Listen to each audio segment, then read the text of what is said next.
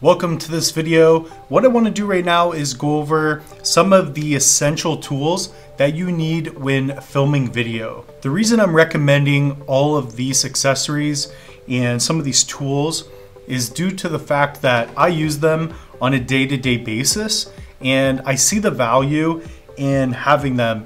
And quite honestly, if you do not have all of this on set with you, whether you're filming YouTube or you're vlogging and you're out and about, you're going to hurt. And trust me, something as simple as gaff tape and not having it is very detrimental to your set. One of the first accessories that we're going to talk about is just a 20-inch reflector. So this is something that packs small and goes into your bag. In fact, everything here does that. Everything should be able to fit into either a top loader bag, into a Pelican case with ease. I do recommend, by the way, getting individual sleeves. So for example, when we get to talking about the clips, I want you to have a clear see-through bag for all of your clips. This is going to make it much easier for you when you're in a rush or you're in a pinch. You can see what's inside the bag. One of the downfalls that I've had was the fact that I had so many things in the same bag and it just took forever on set, especially when you're in a rush or you're trying to beat the clock. So why a reflector? Why is it important? Well, a couple of reasons. Number one, it's small and I think it's somewhat inexcusable if you're into photo video to not have a reflector. Oftentimes when you're using something like a smaller light, which I'll show you here in a second, it's very beneficial to have a reflector that will support that. So with these, all you do is grab an end and let it open. And yeah, that can be a little crazy at times. All you have to do is grab the corner with one hand over and the other hand on the other side, and then you just fold it together. So you can do this kind of as once. There are bigger reflectors where it's a little bit harder to do, but basically you take one with one hand, put your other hand over, and you just turn and you twist. Again, you just practice, but once you get going, you can just kind of open things up without making too much of a mess. So, but anyways, reflector is great for many reasons. Number one, you can use it to bounce light. You can also use it to diffuse light as well. So number two we're going to talk about is having a nice little LED light. This is something you could throw in a bag. They get quite bright, and especially again with this digital age of video production, you're able to use a light like this and almost use it as your key light. So for example, if I set this over here and I shoot this through, now we have a nice soft source of light. And again, I believe we're at a pretty high ISO because I wanted to keep the aperture down on that camera. So nonetheless, instead of having a harsh source of light, you can cut it back with the simple reflector. So that's going to be the reflector. It's one of my favorite things that I keep in my bag. And when you don't have this stuff, you're simply just hurting on set. So whether you have a small YouTube set or you're creating a lot of films, this is still something handy to have on set. You can put this in front of one of the RE tungsten lights and they work quite well. So keep that in mind. The next piece of gear we're going to talk about, might as well get right to it, the light. So this is a small aperture light. This is I believe this is the Amaron M9 light, but as you can see, they're quite bright. I'm going to make it brighter. So maybe it'll be a good idea to do it overhead. So I'm going to dim it down all the way. Let's dim this all the way up. This is a pretty bright light, and I got this probably a few years ago. I've got two of them, in fact. And the reason I like these lights are due to the fact that they are lightweight, they're small, you could Velcro them onto different things, and they don't need external power, so you charge them up.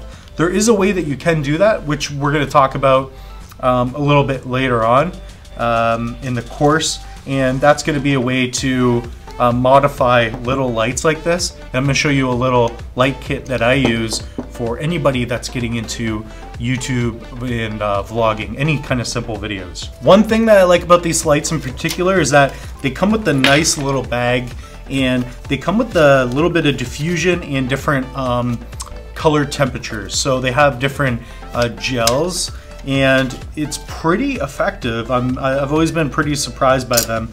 I'm not sure if they're all charged or not, but, and again, the battery life doesn't last too long, but on some of them they should run you for about a half hour, and plugged into a wall, which we'll talk about a little bit later on, they'll last a very long time. So all you have to do is magnetically, you can put on a diffusion, so that'll diffuse the light a little bit, and then you also have a different piece of diffusion that'll go in between your other diffusion, and you can put something on like a gel. So now we've got a very cool light. If you're shooting at 5600 Kelvin, for example, daylight, maybe you have a window, you can utilize this, and this could represent the moon, for example. So there's a lot of things that you can do with these. The other tip that you can do with it is you can take out the bulb of one of your lamps and you could stick this inside, and if you turn this on, you're not gonna see it because the lamp is hiding it. What you can do is use different gels and basically change the color temperatures of different lamps in a scene. Again, these are beautiful little LED lights. The CRI is very good on them as well. I believe they're over 90, so I recommend anything over 92. But that's because technology is getting better. Before I used to say, you know, 85. So, but again, I recommend anything over 90 at least.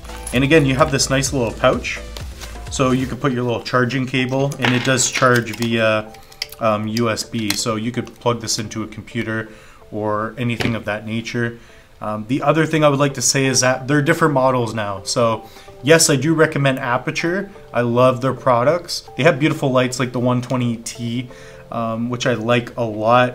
They do get to be pretty expensive, but these are cheap. You can pick up these for easily less than $100, and they're gonna last you for a very long time. And again, they're so bright, such a small form factor. I use this for hair lights and edge lights all the time.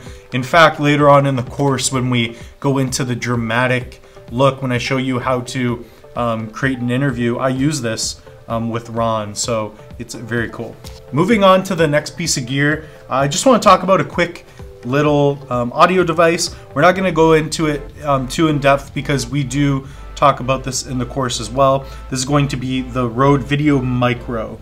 Yes, so this is a small microphone that you can put on your mics. This is a small shotgun microphone that you can put on your cameras. So for example, if you're vlogging, you keep this in your bag because you can plug this into almost any camera, and then you could immediately get a very good shot.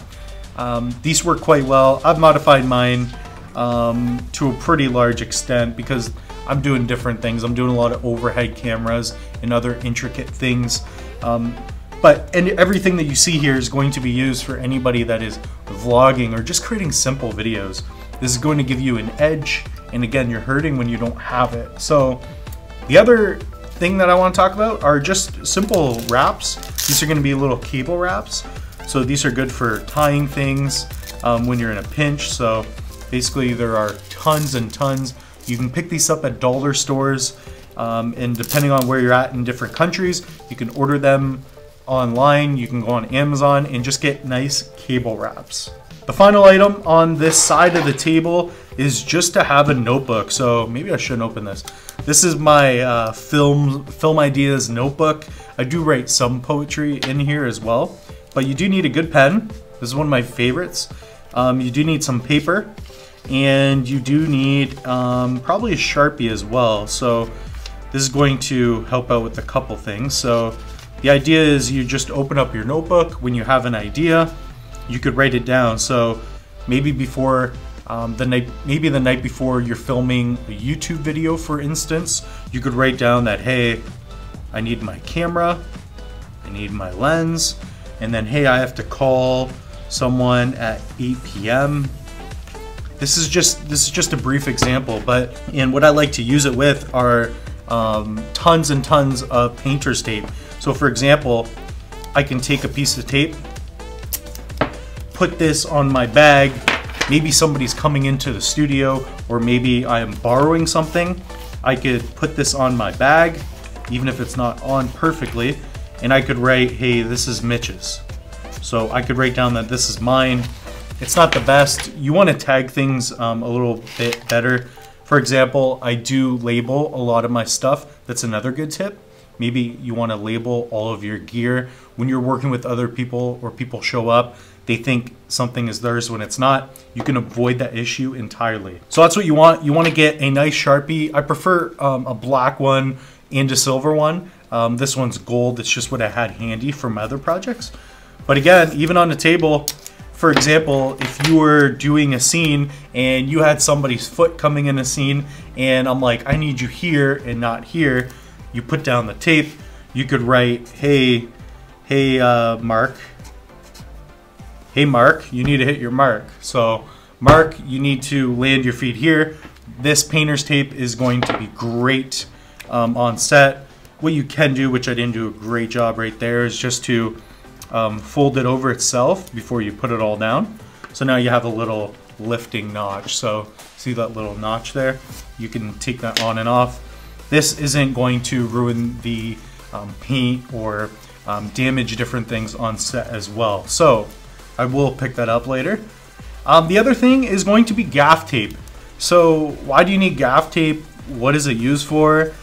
It's used for pretty much anything and everything. When it comes to video production, I think gaff tape is one of the most essential pieces of gear. I was filming just here in the studio and I have almost everything accessible to me. I have, everything from scissors to, 9 different lenses if I wanted to. And I didn't have gaff tape. I left it in my car, which I didn't have at the time. And I left this at a location, and basically we didn't have it when we were filming. One of our lights was literally falling apart. I'm telling you, this stuff just happens. And if I had gaff tape, this would have fixed everything. So for example, when you have gaff tape, first of all, this will not leave residue. It can if it gets overheated or if you're just being careless with it. Again, you don't need to press things super hard.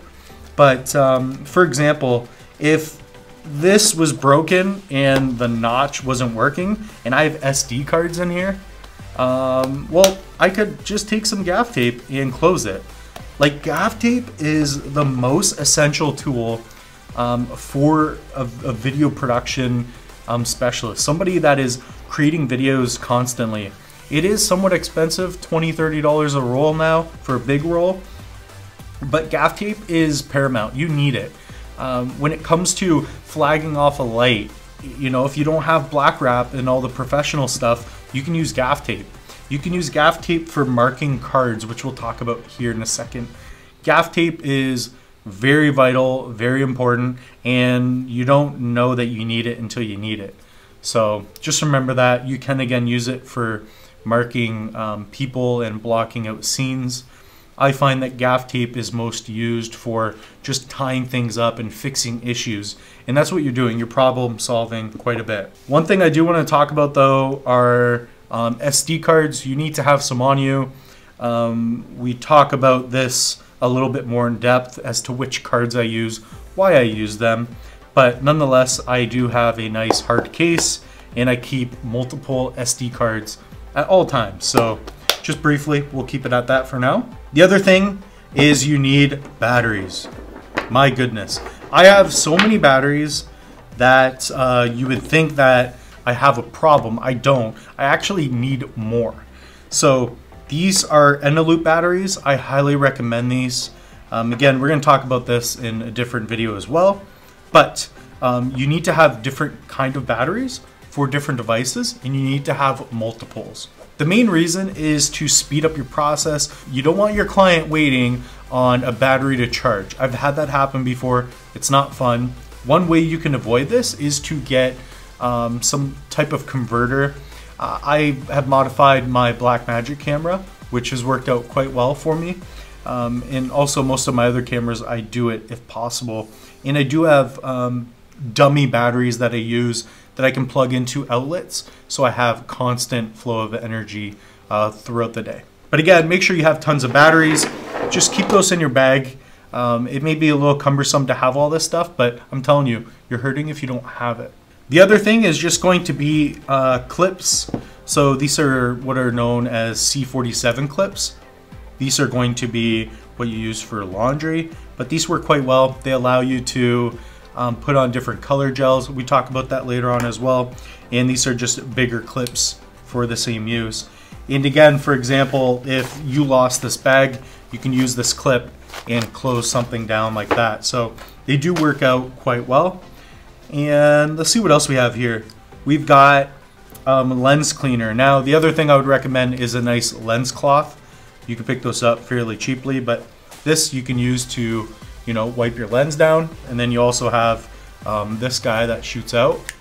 And then you could also clean your lens with that. Again, I recommend not touching your lens unless you have to. If you're in a situation where, you know, it's just so filthy where you can see it in your shot, yeah, you gotta clean your lens. But for the most part, you don't wanna be touching your lens at all. That just brings up the risk of scratching your lens. So that is that. We also have just a rubber band. So why would you need a rubber band? Well, quite simply, you can tie things up. I could put 2 batteries together, store that in my bag. And the other trick and tip, and the reason I want to talk about a rubber band, is for the fact that there's a little tripod trick that you can do. So if you have a tripod, one of the ways to pan side to side is you put the elastic on your tripod arm, and then you just let the elastic band kind of do the work. So instead of having that jittery pan, you just put your elastic on, and it kind of helps you get smoother transitioning shots. So it's a cool little tip. The other thing is just going to be tie wraps. I just have a couple clear ones. You can get different color ones. I recommend maybe some red ones, clear ones, and black ones. They work out quite well. For obvious reasons, you can tie anything down, especially when you get more advanced into video production. You can utilize these for tying down your rigs and for cable management, and they work out quite well. The other thing is going to be a multi-tool. This is just a old red one that I have. I love this one. I have several of these. I've given these away to some of my cinematographers just as gifts. It's a great gift at Christmas time. Anybody who's into video production or photography, you know, get them a nice multi-tool that they can throw in their bag. Great gift idea. But nonetheless, for obvious reasons, you can tighten things down. I like to have one that has 3 things, and 3 things only. I like to have a multi-tool. I mean, I guess the knife's pretty useful too. So 4 things. Make sure that it has vice grips, which most of them should have. The other one is going to be, you want to make sure that you have a star screwdriver. So this is going to be nice. And then you also want a flat surface. This is going to be great when you're loosening and tightening different things on set, especially on your camera for some of your plates. This one works a little bit different, but a lot of times you either need a coin or a nice flat surface. I use this for tightening different things. And then also the knife on there. So you have a decent knife on there, and you can, you know, cut rope, you can cut your gaff tape if it gets stuck, anything like that. And again, it allows you to do multiple things on set. Getting into another essential, I think you need to have the right size Allen keys. I've messed up where I forgot these at the studio and I was on location. If your equipment relies on rigs or just simple cages and they use these, you should have them with you. Sometimes you may want to take off your cage to either get to something or make your whole rig lighter. And if you don't have these, it's going to be a pain in the butt to get things off. You may not be able to without them. So if you have something on set that uses them, I recommend having these 100%. The last few things I want to talk about is just having articulating arms. There's some other ones that we're going to talk about a little bit later in the course. A few advanced things that I don't think is essential. Again, everything here, I believe, is essential to anybody creating videos. You don't need it, but it helps you so much if you have it with you. So this allows you to put this on your rig or on your cold shoe, and then basically this gives you the ability to articulate the arm. So if you're using something like a monitor or you put on a microphone, you can change the direction in which this is pointing, and that may be extremely important. You could also put some things on here like different microphones, external recorders. So I could put like a Zoom H4 on here, put it on my camera, and then angle it and tighten it. This one is cheap. This one is more expensive. I recommend something like this all day. Again, small rig is going to be a very good option for stuff like that. The final thing is just to have quick release plates. So for me, I tend to use these ones. I can't think of the name. For me, I tend to use the Manfrotto old school small plates. I love these because they're small, they're light, and it fits with my tripod and all of my other supporting gear. I'll talk about that a little bit later when we get into the supporting gear and what I recommend and how I recommend you should set it up. So it's something to keep in mind. You want those, and you want obviously your screw at the bottom as well. You want a couple of extras in your bag. So I believe everything here at the table offers a sense of comfort when you're on set. You can definitely avoid stress a little bit when you have everything, because you're solving problems. At the end of the day, when you're creating videos, you're using your knowledge and you're crafting the story, and you're basically solving issues, especially when it comes to the production side. So I hope you enjoyed this video. Really take time to think about these things. You're gonna have a nice checklist for all the accessories that I deem important for video production.